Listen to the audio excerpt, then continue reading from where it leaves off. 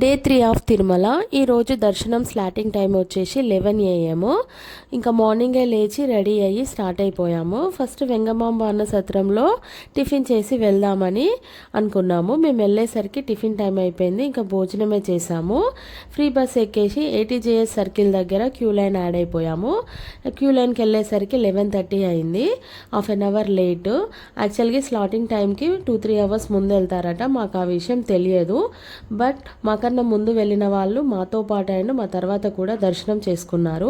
ఇక్కడ గమనించాల్సిన విషయం ఏమిటంటే మనం క్యూ లైన్లో నడిచే పద్ధతి. చాలామంది పరుగులు పెడతారు. స్లోగా నడవడం వల్ల మనం వెనకాలే ఉండిపోతాము. ఇంకా 11:30కి యాడ్ అయిపోతే 8:30కి స్వామివారి దర్శనం అయితే జరిగింది. దర్శనం అయితే చాలా బాగా జరిగింది. ఆ తర్వాత లడ్డు తీసేసుకొని బయటకు వచ్చాము.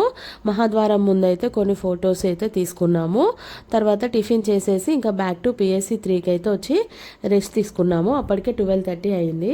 ఇంకా డే 4 ఆఫ్ తిరుమల తిరుపతిలో ఏం చూసాము, ఎక్కడికి వెళ్ళాము అనేది నెక్స్ట్ షార్ట్లో ఎక్స్ప్లెయిన్ చేస్తాను. Bye bye.